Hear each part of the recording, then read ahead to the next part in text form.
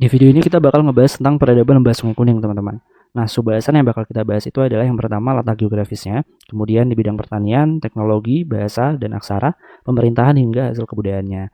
Nah, langsung aja kita bahas yang pertama, yaitu berdasarkan letak geografisnya.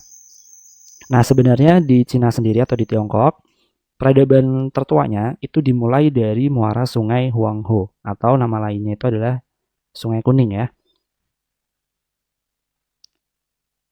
Nah, Huanghe atau Sungai Kuning ini menjadi salah satu dari dua sungai terbesar di Cina. Jadi selain Huanghe itu ada satu lagi, yaitu Yangtze River, atau nama lainnya itu adalah Yangtze Kiang. Oke, jadi Sungai Kuning atau Huanghe ini bersumber di daerah pegunungan Kwanlun yang ada di Tibet. Nah, setelah melalui daerah pegunungan Tiongkok Utara, maka membentuk dataran rendah Tiongkok dan kemudian bermuara di Teluk Sili yang ada di Laut Kuning atau Yellow Sea ini, teman-teman. Nah, ini tadi kan dia membentuk dataran rendah Tiongkok nih. Kemudian ada pun dataran tingginya yang ada di sebelah selatan, yaitu mengalir sungai yang Sekiang atau yang River tadi, di mana hulu sungainya itu sama seperti hulu sungai yang ada di Sungai Kuning tadi, yaitu berhulu di pegunungan Kwanlun yang ada di Tibet. Nah, kemudian muara dari sungai Yangtze ini berada di Laut Tiongkok Timur atau East China Sea. Nah, itu tadi letak geografisnya, teman-teman. Sekarang kita bahas di bidang pertaniannya, di mana dengan adanya kondisi alam yang semacam itu, maka dianugerahi tanah yang subur. Di mana tanah yang subur ini dimanfaatkan oleh masyarakat Tiongkok atau masyarakat Cina untuk bercocok tanam sebagai petani. Nah, di mana mereka itu menanam gandum, padi, teh, jagung, hingga kedelai. Nah, sebenarnya pertanian di Tiongkok itu sebenarnya sudah dikenal sejak zaman Neolitikum atau sekitar tahun ke-5000 sebelum Masehi. Nah, namun kemajuan pertanian itu baru dilihat pada masa dinasti Qin, yaitu pada tahun 221 hingga 206 sebelum Masehi, di mana mereka itu sudah mengenal pupuk, kemudian penggarapan lahan pertanian secara teratur, hingga masalah irigasi atau pengairan lahan mereka gitu. Nah, itu tadi di bidang pertanian. Sekarang kita lanjut di bidang teknologi.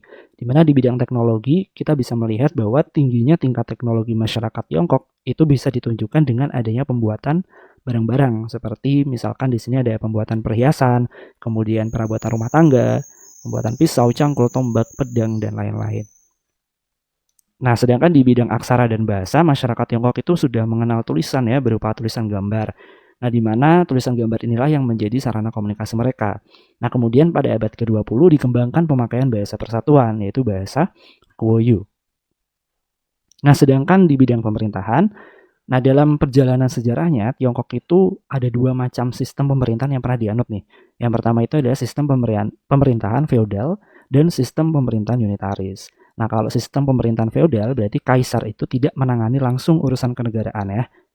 Nah, kenapa? Karena kondisi ini tuh berlatar belakang bahwa kedudukan kaisar itu bersifat sakral. Ya, kaisar itu dihormati sebagai utusan atau bahkan anak dewa gitu.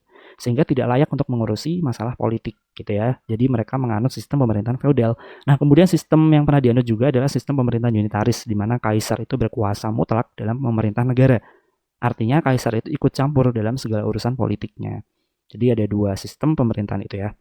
Kemudian di bidang kebudayaan yang pertama itu ada tembok besar Tiongkok ya. Di mana tembok besar Tiongkok ini dibangun pada masa pemerintahan dinasti Qin.